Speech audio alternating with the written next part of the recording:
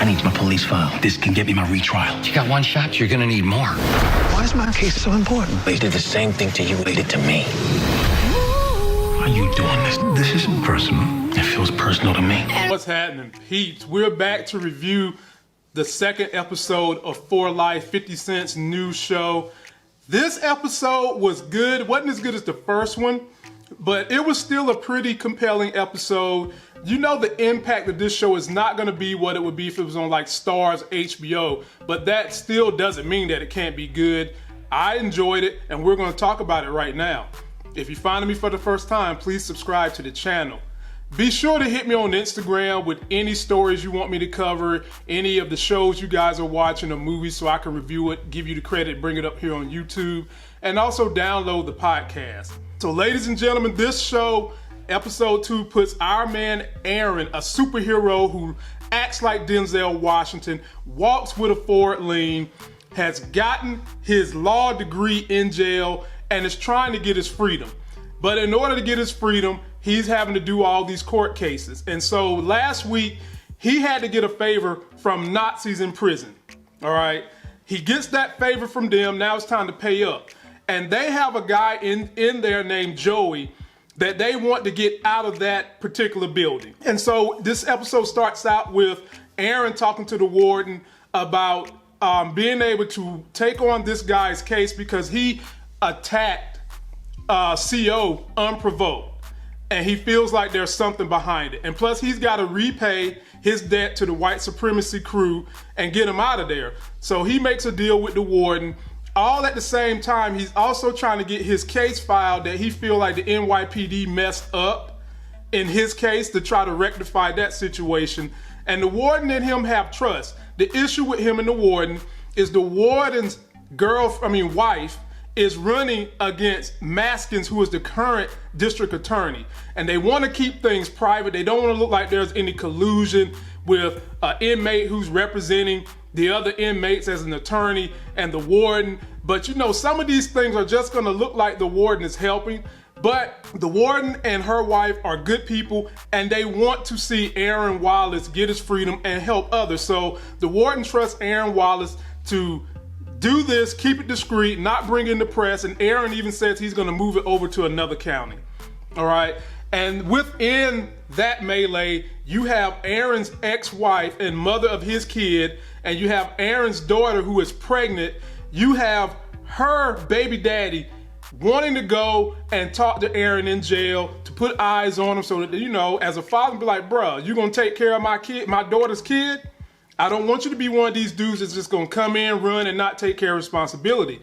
So he goes up there, takes the ride, meets with Aaron, talks to him, let him know, you know, I'm gonna do the best I can, I'm gonna take care of your daughter. They had a long talk about, you know, she's not motivated, she's not doing a whole lot, and the father kind of feels like he's the influence there. And he just really gives him a pep talk about, you do the right thing, you lead her in the right direction. Then they get right back into the story of what's going on with Joey, the Nazi sympathizer, and why he was locked up. They have footage that the warden allows Aaron to see. And that footage shows before Joey beat up the CO, he was whispering to the black CO, hey man, I need help, I'm scared, whatever. And the black CO just basically ignored him, went away. And I'm like, damn, dude. But if you black, what you think you're gonna do? You've got someone in there who's got a Nazi symbol on their body, basically telling you, I hate anything that's not Aryan Nation. And the black dude turned a blind eye, went away. And Aaron is caught between a rock and a hard place, because while he's trying to pay his debt back to the Aryan Nation that helped him, you know, his black brothers is looking at him like, bro, what the hell is wrong with you? We got cases that you haven't even helped us solve, but you helping these guys. And of course, Aaron can't drop the dime of why he's helping the Aryan Nation, because it helped him with his last case to win. So long story short, Aaron is able to look at the document, look at the footage. He's able to go and talk to Joey. He's able to talk to Joey's cellmate at the time, and finds out that Joey has syphilis, his cellmate has syphilis, his cellmate was Chinese, they smashed, and the Aryan Nation found out and was going to beat the hell out of Joey, and that's what caused Joey to want to leave. But one insight I think y'all might have missed, the leader of the Aryan Nation, I think, also had a relationship with Joey, and when he found out Joey was smashing the Chinese dude, on top of cheating on him, you smashing someone that's outside the Aryan Nation, he got mad, and that's another reason why they wanted him going. And at the very end, they had a little in-house trial in the jailhouse. Aaron was able to get the black officer not on the witness stand, because this wasn't the witness stand. This was just a little in-house jail summoning. And the black dude basically admitted he turned a blind eye. He didn't do his paperwork. He didn't respond when Joey said he was afraid he needed help. And through that, Aaron was able to get Joey moved somewhere where he can be safe. And he also called Joey's roommate, the Chinese guy, to the stand, who corroborated that they had a sexual relationship, which is why they both had syphilis. And again, Aaron helped out the warden warden helped out Aaron, and now we're moving on.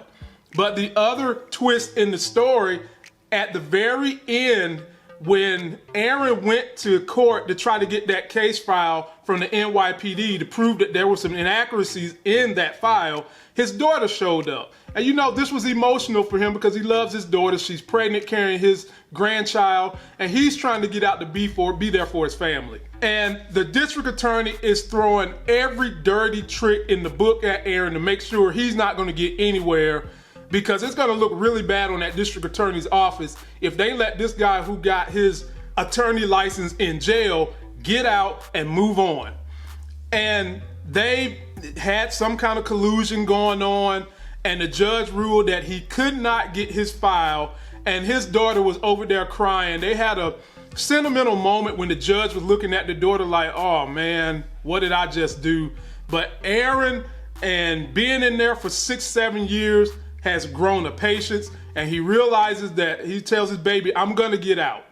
I will get out of here, and I'm gonna be there to help you.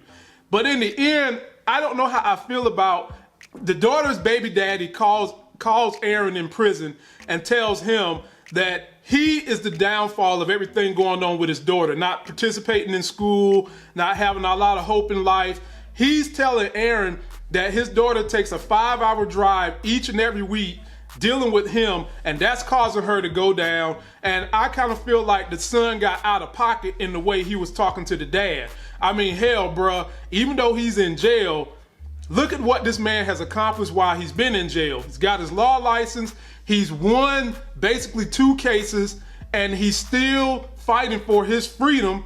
And you out here talking to him like he ain't got no hope, you out of pocket. I kind of felt like the baby daddy got out of pocket to Aaron. But you know they're going to continue that story, and sooner or later 50 Cent is going to be involved, which is going to add to the intrigue of this story. So I'll say, ladies and gentlemen, if you're not watching ABC's For Life, get on it. It is a very good story. It's based on true events. It's based on a real deal person who went through this, got his law license, and wound up getting his freedom. So at some point in time, the man is going to get his freedom. It's just a matter of how much turmoil are they going to put him through until he gets that freedom. Leave me all your comments on what you thought about this episode. Did you enjoy it? How did you feel about that? The baby daddy going at Aaron with so much venom in the end, saying that he's the reason for all the hardship in his daughter's life. That's going to do it for this video. Don't forget to like my video. Please comment, subscribe, get yourself that life game. Let me know what else you all are watching. Download the podcast, and until that next Sex is Hell video, I'll see you.